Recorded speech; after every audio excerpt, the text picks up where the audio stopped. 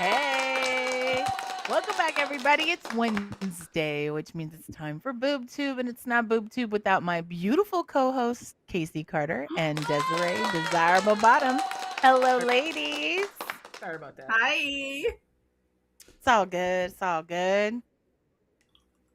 So, what's up, Jason? Welcome. I love that you're here, bright and early. Zany, we see you. Whitney, where you at?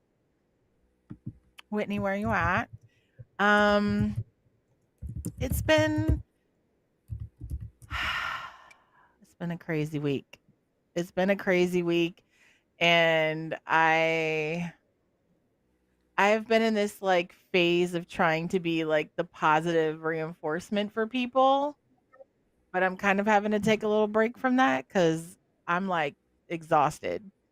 So, Yeah, I remember telling someone today that sometimes some of the stress or heaviness you feel isn't all 100% yours. Sometimes when you allow someone to empty themselves out, you inadvertently pick up some of their heaviness and carry that around with you as well. So, especially when you're an empath. There's Whitney. Hey, Whitney.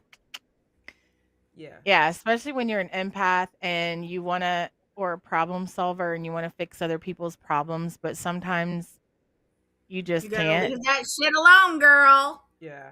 And but listen, even if it's not about you trying to fix somebody's problems, it is about you absorbing that energy, as you say about being an empath. Sometimes Yeah. and you could be absorbing energy without consciously or literally being an empath. I mean, because we do pick up on Absolutely. we pick up on people's energy. And Yeah. if you are somebody's regular dumping ground, ah, Mm. Ugh, yeah. it's a lot. It's a lot. And let me say this. I'm saying it that way because Carrie's white. People who are empaths, they pick up everything, and the negative energy weighs on them significantly. But I want everybody to recognize you do pick up on other people, whether you're an empath or not. You do. It True. Yes. affects these things affect you as well because you might have those moments where you're like, ah, I don't know why I'm so tired. I don't know why I'm so tired. It's tired. You're tired because you're carrying around other people's baggage and you didn't even Package. Yeah. know. You didn't even Mm-hmm. know. I So need a sound bath. I want to just go in and be like, hum, mhm. hum, hum. Yeah, just get recalibrated. Need to be recalibrated. So, And True. negative energy can weigh you down. Yes, it yeah, can. Uh, So, we're not going to have any negative energy. Right now, we no, are going to uh, humdinger that away. let's go. Hum. yeah. This we're just having that we're looking out for you moment. That's all. This is Yes, we're looking yes. out We're for you. going to manifest the positive and reject the negative. And tonight we're going to have a great show because we're going to jump right into what we've been watching, what we want to watch, and what we say probably you shouldn't watch. Although I don't have any of those on my list. Well, I do have one thing that it's not that it's bad, it's just you have to have a dark sense of humor to understand this particular show. But anyways, Okay. I want to jump in because I got to see Scream 7. How was it? It was good. It was good. Yeah. I was unsure cuz some of the other Screams I was like, eh, eh. Oh yeah, you had said that. Yeah, I was kind of like they just took the storyline like way off course. In Scream 7, some of the original characters like Courtney Cox who plays the um reporter and Nev Campbell who plays Sydney Prescott Yes. return, and it was for me like because I'm a nostalgic Scream fan, that for me it almost the script can almost be cheesy and dumb, and I really wouldn't care as long as you bring the original characters back. Mm-hmm. Like, I feel like when you replace the story, like when you change the characters, or the characters, age out, and then like new characters come in, the new script has to be like 3 times better. You know what I mean? Like, you really got to bring it in Pump it order up. to, yeah, you got to pump it up. But I don't feel like they did that. I don't think it was the actors, it was definitely the storyline. But Mm. 7, Nev Campbell is now married and has children, and her daughter is grown up, and her name is Tatum, which was the name of the best friend that died in the first Scream in the Okay. garage door. Okay. Um, Yep. and so it's really interesting because it ties into something else that I watched, but we're not going to go there just yet.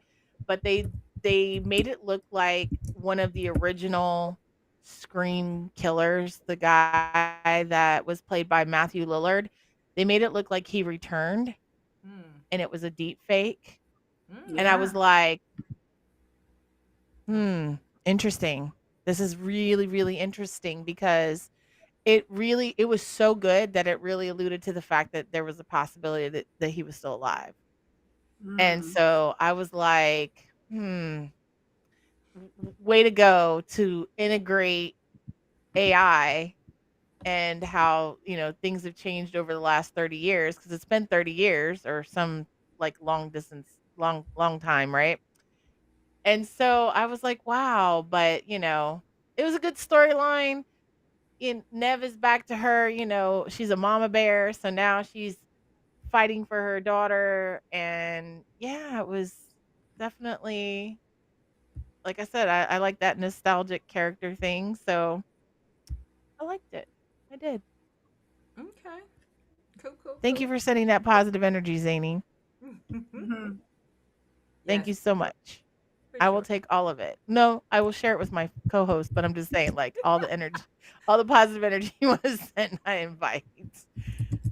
What about you, Casey? What have you seen? So saw a couple of things that I remember. Um, so I get to work really early, and yesterday was one of those days where I was there super early. There was a celebrity golf event at my job, and they had warned us that the volunteers were going to be showing up early, and I'm like, I'm not going to lose my good parking spot, so let me get to work early, early, early. That being said, I was like, what are we gonna do? So I started going through my emails and watching the AFI Life Achievement Award, a tribute to Eddie Ooh. Murphy. Um, and so the I forget what the I stands for, but it's like it's the film industry. I guess maybe it's American film industry. I don't know, but it's the film industry um, that gives out these awards. I believe it's they said they've he got the 50 he's the 51st recipient.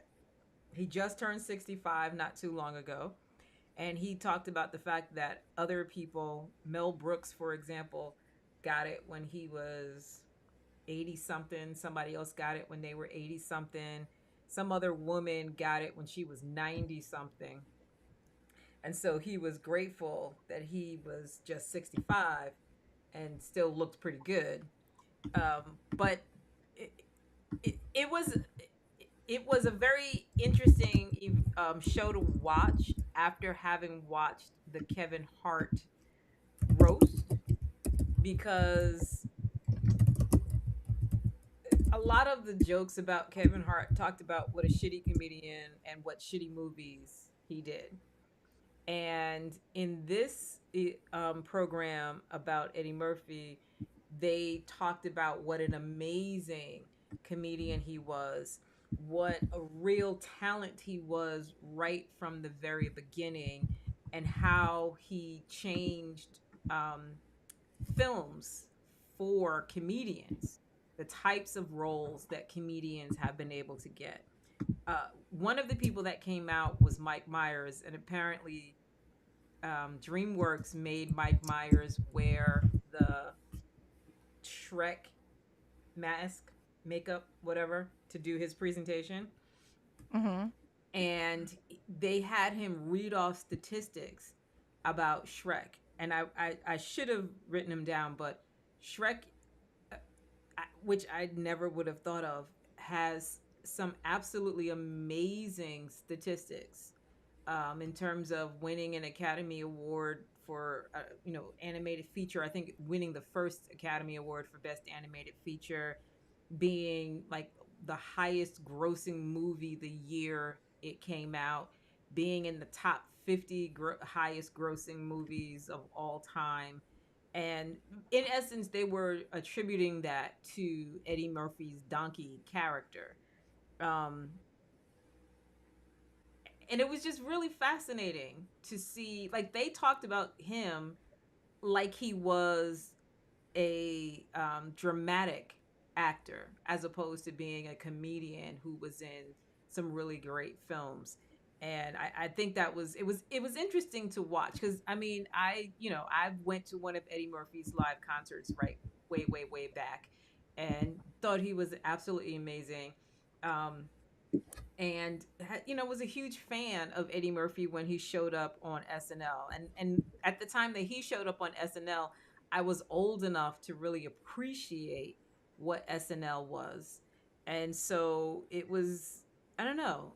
I don't know what I expected it to be, but I was really very impressed with how grown up how grown up the event was, and the amazing things that people said, and how they defined his contribution not just to comedy but to cinema. So Nice. it's worth watching. It is absolutely worth watching, especially if you're an Eddie Murphy fan. But it's just worth watching. I've never watched one of these before, so I was very fascinated, and it was good. And that was on Netflix, in case you're actually interested. Cool. I'm gonna go with The Backrooms, the new movie that came out theaters. It's called The Backrooms. It's a scary. Actually, it's a scary game, but they turned it into a movie. Okay. Okay. So what it's about, I'm gonna tell you guys real quick.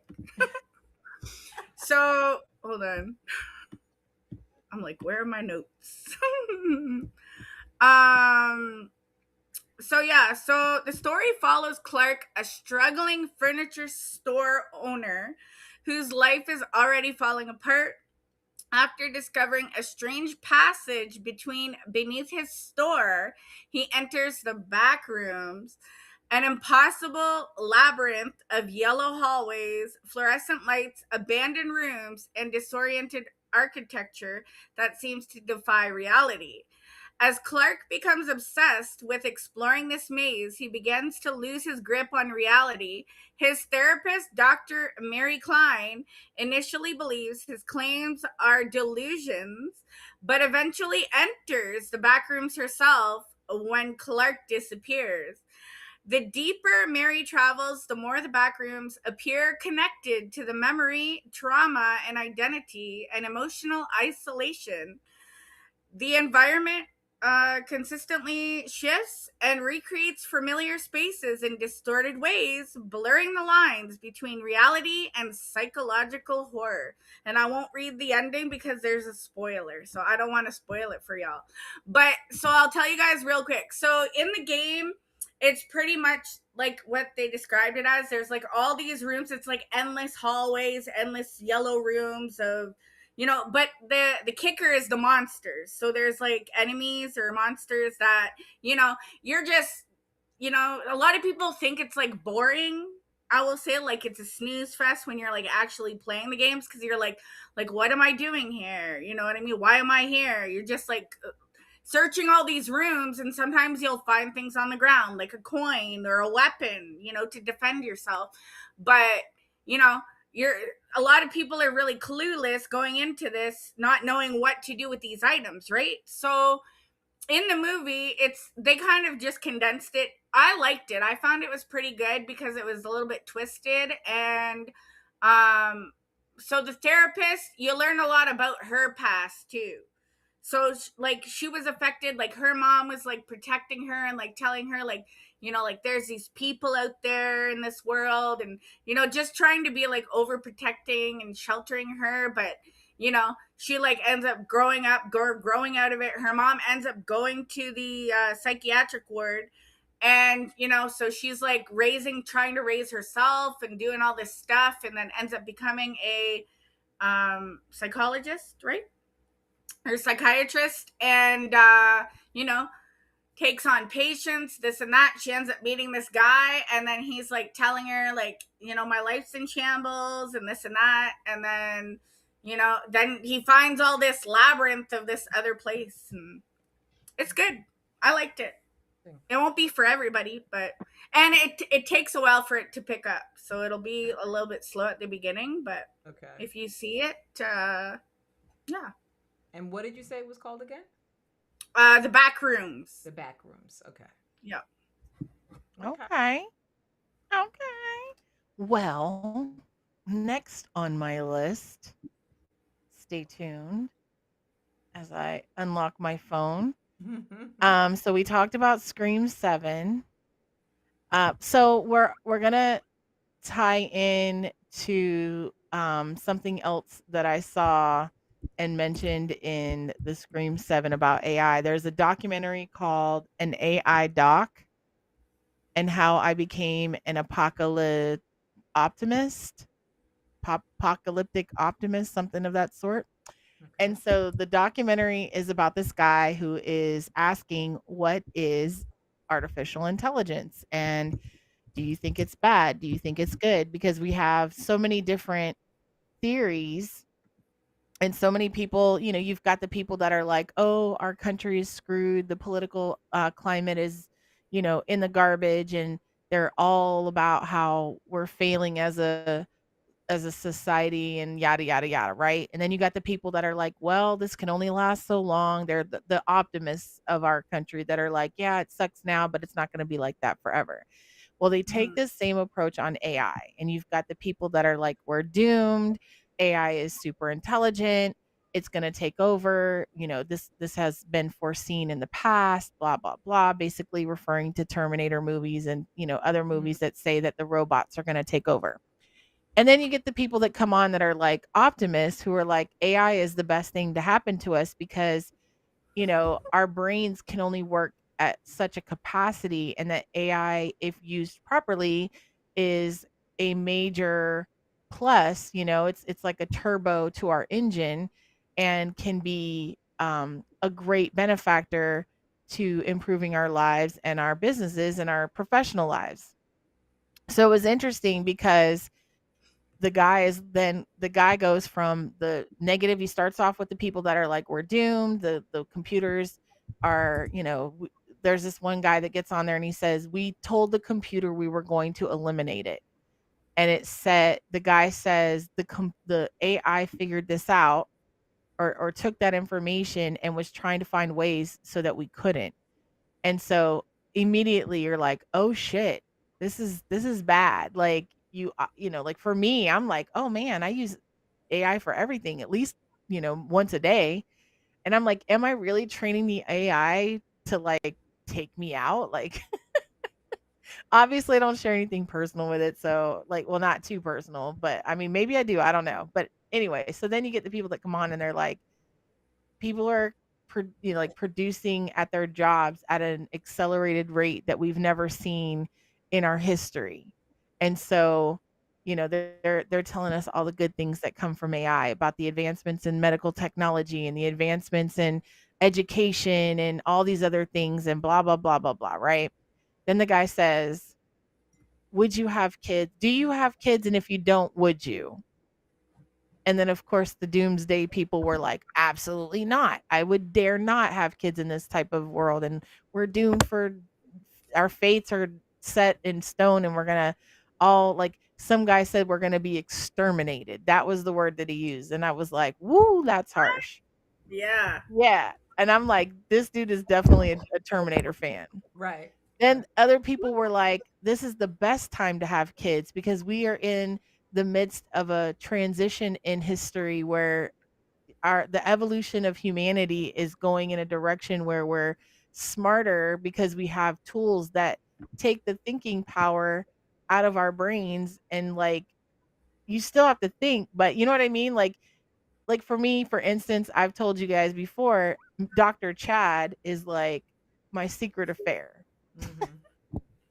because I share things with him. Not so much the health stuff anymore. I've been kind of lazy on that, but for no other reason than just being lazy, right?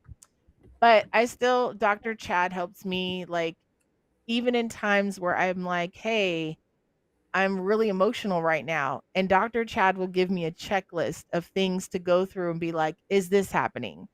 um did you know it's, the red moon, did you, or the red sun or blood moon or whatever, like it goes through a series of, like, it could be any number of things, and then by the time I get done reading the list, I don't even remember what it was that you know what I mean, like Right. I'm just like, oh damn, I was definitely overreacting. And Mm-hmm. so having that very quick response, because like if you tried to call a therapist wouldn't get back to you right away. You'd have to wait till your appointment. So that instant gratification or that instant response gave me the ability to, in the moment, Work through it. immediately realize, like, just sit the fuck down for a minute, Mm-hmm. take a breather. And then I was like, oh, this is kind of crazy. Did I really just ask Chat GPT? Did Dr. Chad just have to tell me to sit the fuck down by asking me a bunch of questions, which then made me like break my train of thought? Right. Right. So Basically yes, distracted you. it Yeah. distracted me. It took me from focusing on this and was like shiny new object. Pew. Mm-hmm. And I was like, oh yeah, overreacting, moving along. Mm-hmm. So it was an interesting documentary because there was such, like, the opposition, like there was just these people that were like literally about to go into tears, that were acting like, oh my gosh, this is the worst thing that we've done, like it's going to exterminate humanity. And that for me was very harsh to hear, like, exterminate. But then my approach was, or my approach is, whatever happens, I can't focus on 2035 while I'm still in 2026. What the fuck happens 10 years from now, or 8 years, 9 years, whatever, has nothing to do with what I'm doing right now. Right. Yeah. So all I can do is focus on being the best me I can today, and Mm-hmm. just prepare for tomorrow, and hope that I get to wake up and experience it. And like, why get so fixated? AI is here. It's Right. it's a wrap. It's here. It's here. So you can And either the make the fact, best of it. Go ahead. I was gonna say, the fact that we have it on our level means it's been here a long time, and the big brains think it's safe enough to share with us, who aren't as Right. smart as the big brains. So it's been here for a very long time, and they've been doing the things they've been doing, and I you know, so when you, like, you mentioned the Terminator thing, and when you mentioned the how they said exterminated, I, like, when you made that statement, I immediately went back to Terminator in my own head, and I can see where paranoia can settle in, because if if we're using AI on our little computers, and so who's to say how they're being used on bigger computers? And if you're, again, a fan of Terminator, I can see how you can go down that rabbit hole, and how, with all of us pouring into AI, how maybe it does decide, you know what, you bitches is crazy, you gotta go, right? Yeah. Now that we have access to, I can see how a person would go that route. But to your point, Carrie, about I can't worry about 2035 or whatever, it's like that's how you have to sort of settle yourself down, because what are you going to do? Are you going to turn into um someone who's now going to try to go up and blow up whatever company? I can't even say it's any one company, but are you going to go start going around blowing up places that contain the brain for the various AIs. And is that even humanly possible? Like, what is it that you think you can do about it? You can't reverse it. Now we're here. So You, you know what that kind of reminds me of? Remember the whole Y2K thing, like year right, 2000? Yep. Everybody, right, yeah, it's right. exactly like that. You know what I mean? I feel like the machine is not the problem. It's never been a I problem. think that the problem is who is controlling the machine. And that was Yeah, the same thing that happened in Terminator. Terminator. The Right. machines were not the problem until the person behind the machine became greedy and Mm-hmm. power hungry and decided that Okay. they were going to turn the machines against everyone else so that they could be in power. And so Mhm. I feel like that's the same scenario with this situation, except it seems like there is a AI safety. There are companies out there that do AI safety and are looking out for the best interest of, our world. And so I have high hopes that, but whatever happens, happens. And if that's what's meant to be and the aliens take over, then fuck it, Girl, that's a whole nother bag. That's a whole That's nother a whole nother documentary. And there's a movie coming out on June 12th called Delivery Day. I think that's what it's called. And it's about aliens and Deliverance Day. That's what it's called. And it's about these according to the commercial, which did come on right before the AI documentary, interestingly enough. And Right. it's this guy and this girl, they're young kids and they get abducted by aliens, but they don't show that at the beginning. They show it at the end.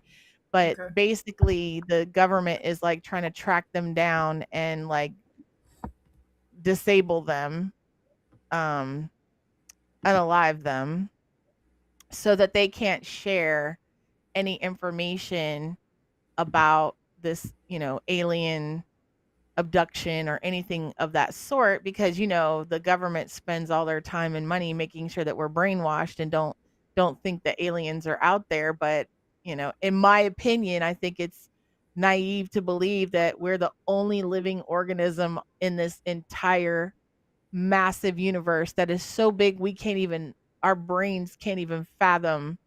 Like, how do you go somewhere in light years? What? Like, anyway, so to think that we're the only living being in this universe is in my opinion naive, but whatever. So that movie's coming out and I was like, yeah, this is really interesting how the two kind of tie together and like maybe I'll ask Dr. Chad, do you think aliens are real? Ooh. Ooh. But anyways, go ahead. What you got for us, Casey?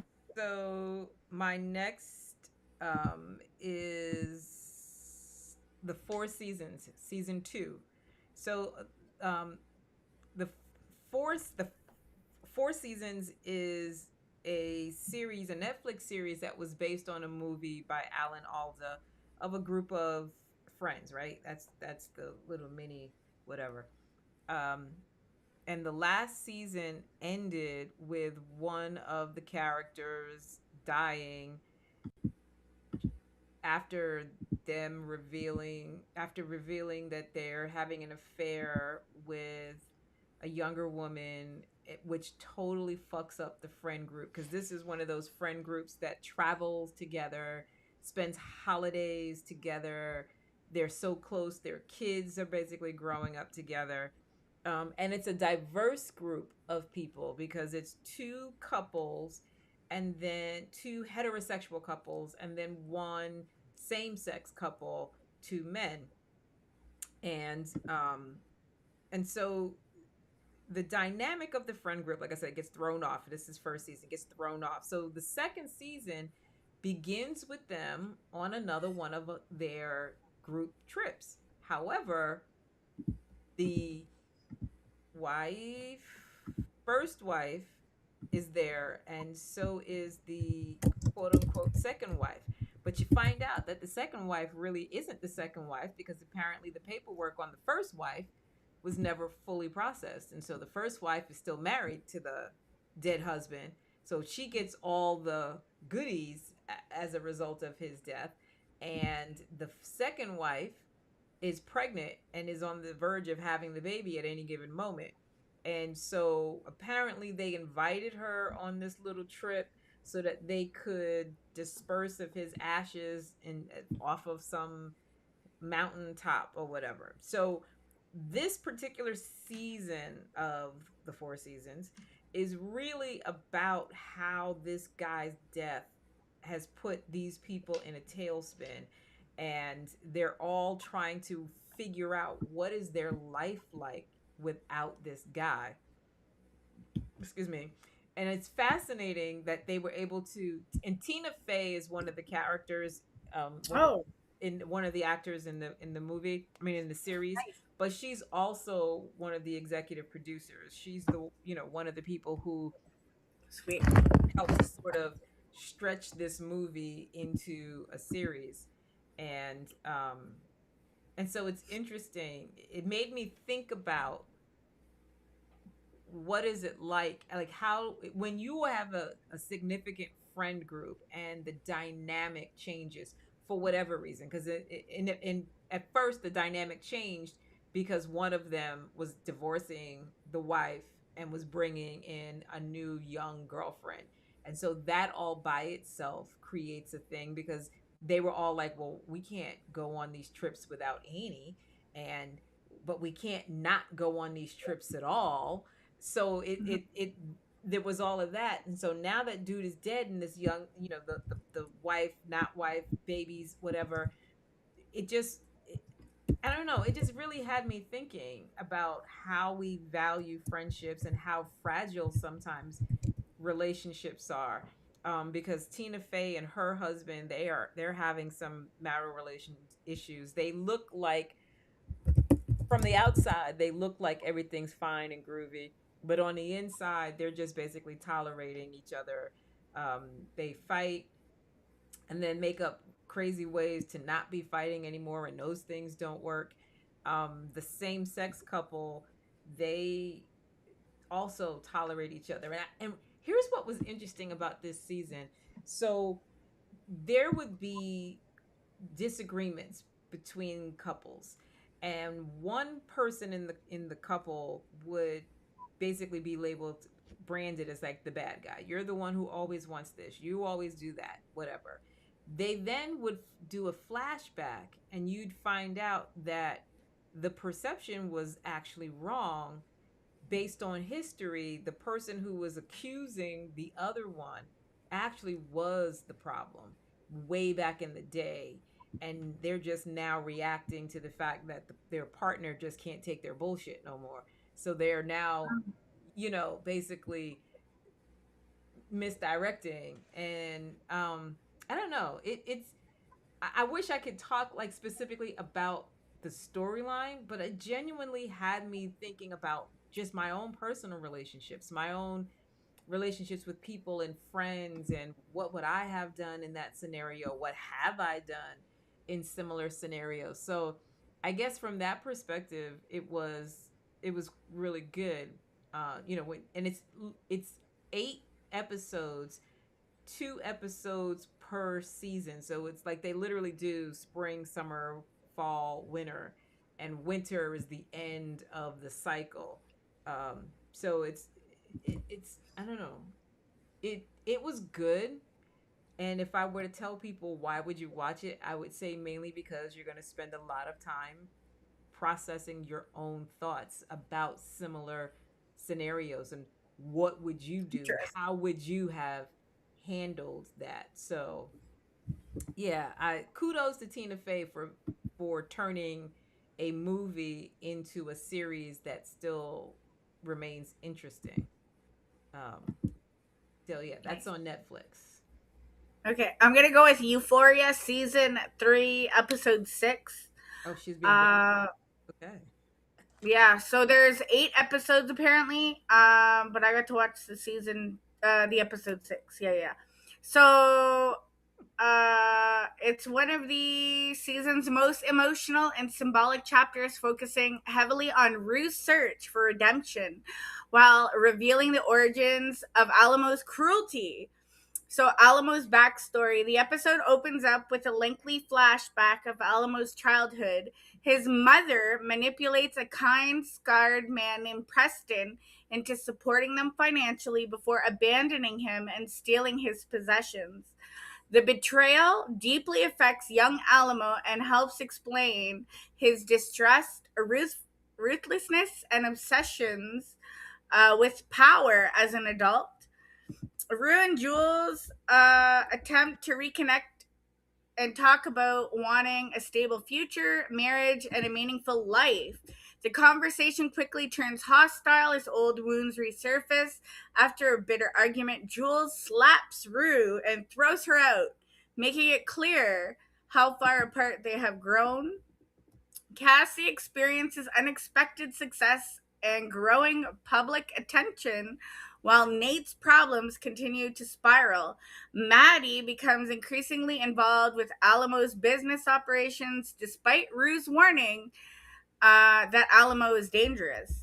The episode centers on Rue's belief that she is being given a chance to change her life. After surviving multiple dangerous situations, she reconnects emotionally with her mother and begins embracing faith and forgiveness. In the final moments, Rue narrowly avoids a deadly highway collision and crashes off the road. She exits her vehicle and sees a lone tree engulfed in flames in the middle of the desert. The image mirrors the biblical burning bush from the book of Exodus, leading Rue to believe that she has witnessed a sign from God. However, the episode leaves open the possibility that she interprets a divine guidance may actually be warning about a dangerous path she is still on.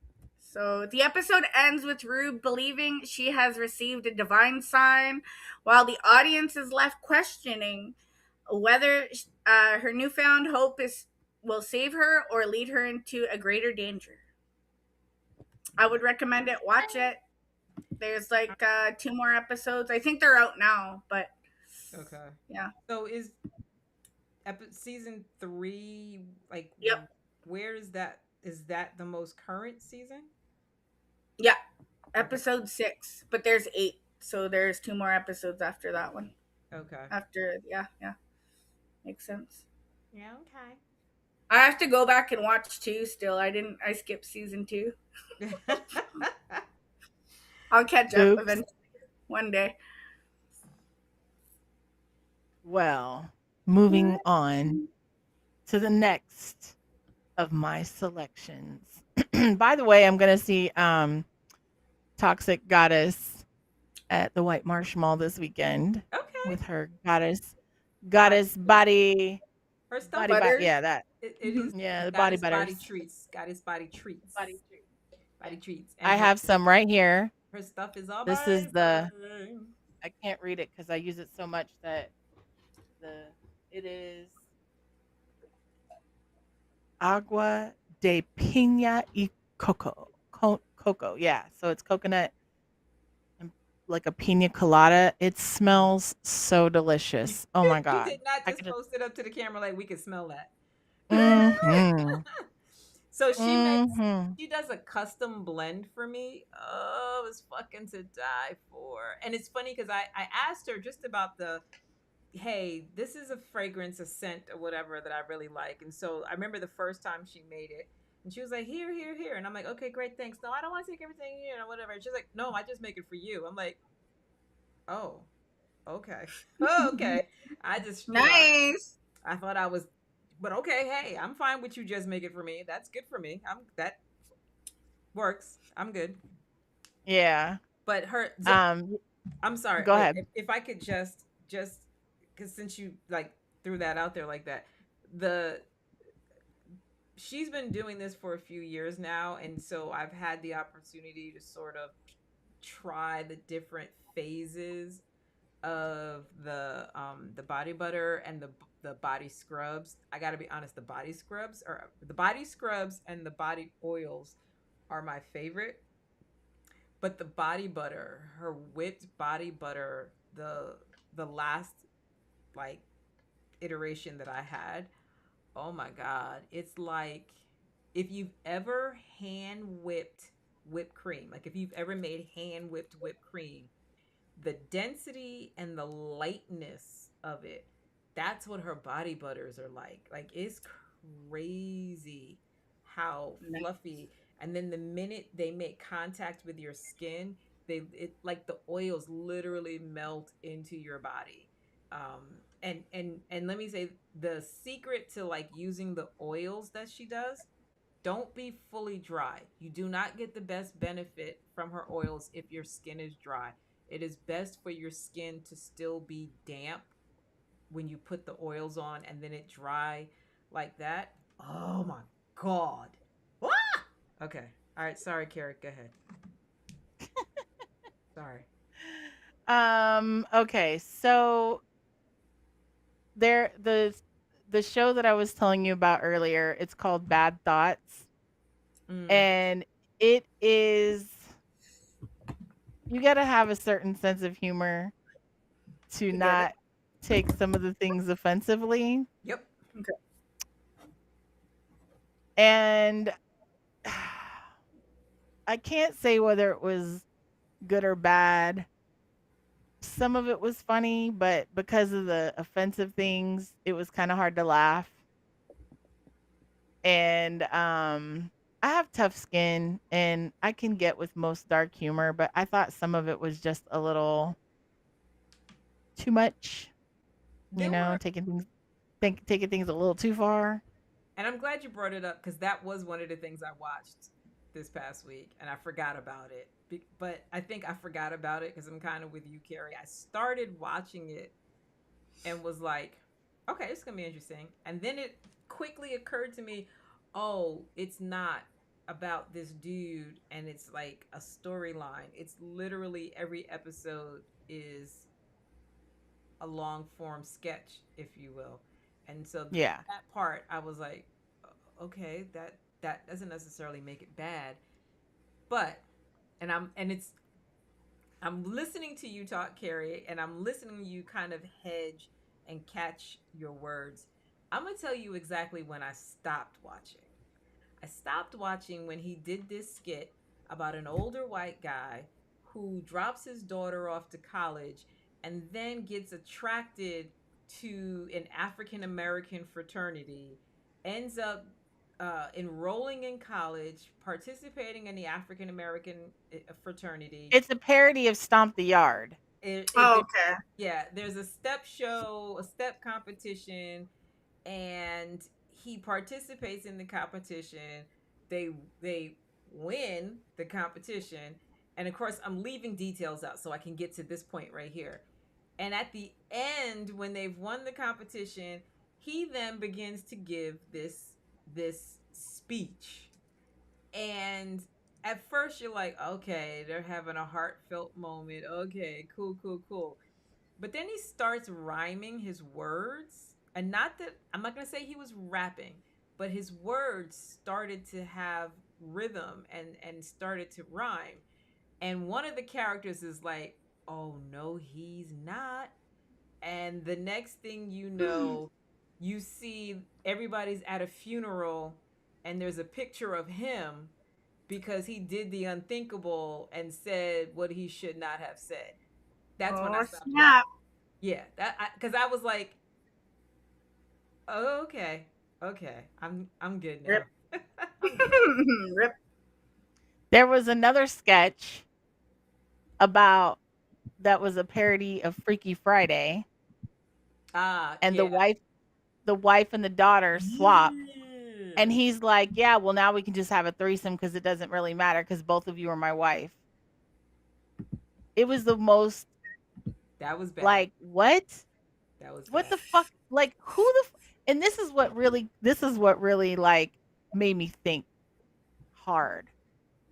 Like, first of all, this took multiple people. People filmed it, people wrote this, it went through editing. Like, this who the fuck authorized this shit? Mm-hmm. Yeah, This and wasn't just Netflix somebody aired did it and posted it on YouTube. This was like a production. multiple episodes. Wow. multiple episodes. And you know what's sad is some of them were, a little funny. I won't say they were like crack me up. I was Right. dying laughing, Right. Right. but I couldn't laugh because I was like, yo, who the fuck, what, why? Which Like, then says the title "Bad Thoughts" is so apropos. It's perfect because yeah. so I mean, right, bad thoughts. But I was just like, um, bad timing, Mm, not even bad timing, just bad writing.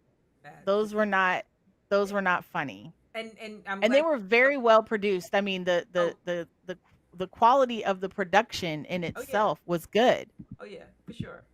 And I'm glad you but brought up the Freaky Friday one, because I remember like getting to the end of that skit and thinking, okay, so the running joke, the whole skit was him deciding who's he gonna screw and does it really count, and I was just like, um okay, like that's not, and I can't remember, Carrie, did they say that she wasn't really his daughter, like was she his stepdaughter? I can't remember. no, I uh, don't think so. I think she was because his daughter. it was very And that underaged.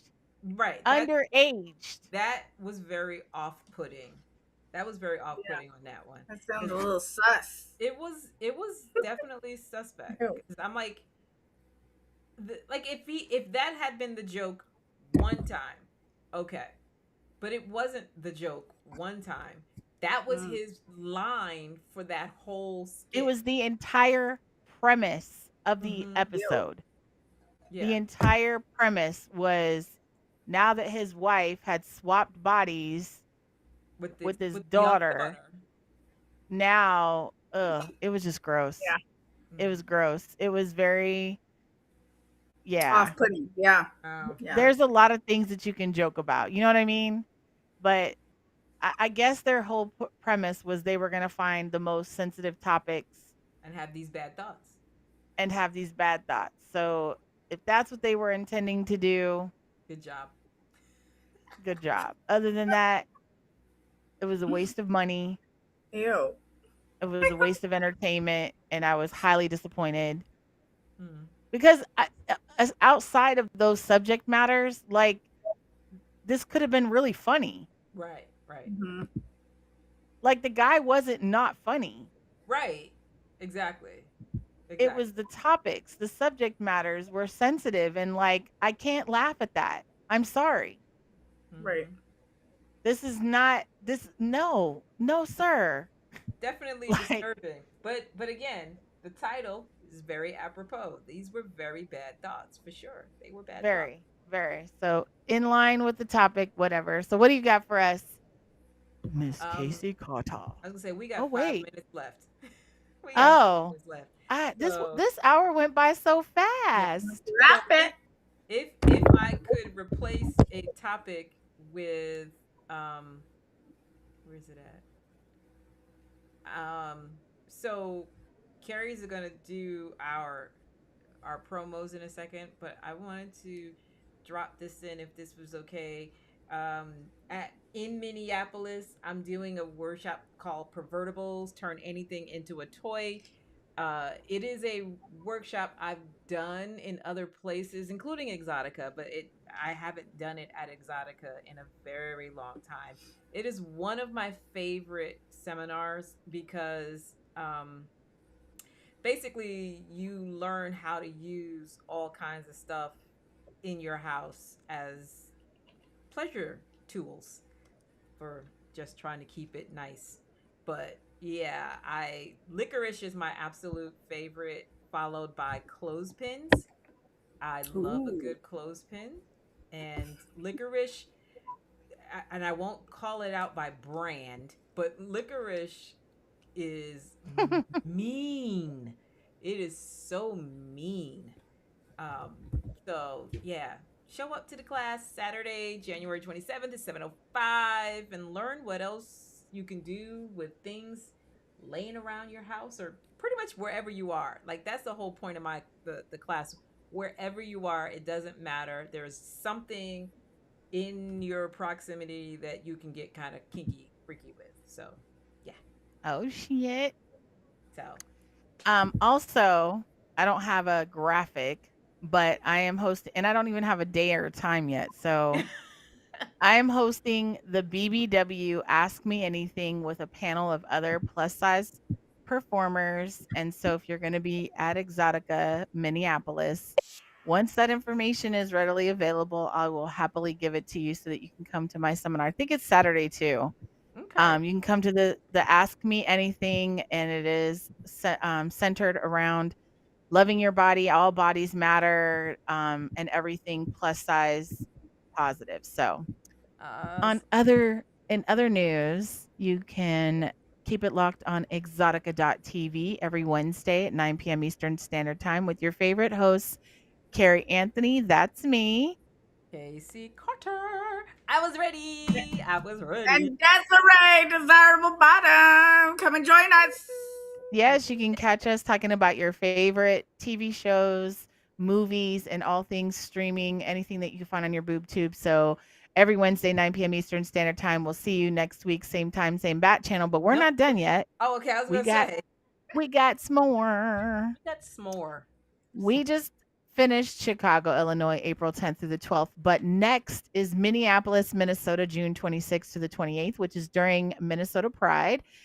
Edison, New Jersey, October 23rd to the 25th, and Miami, Florida, December 4th through the 6th.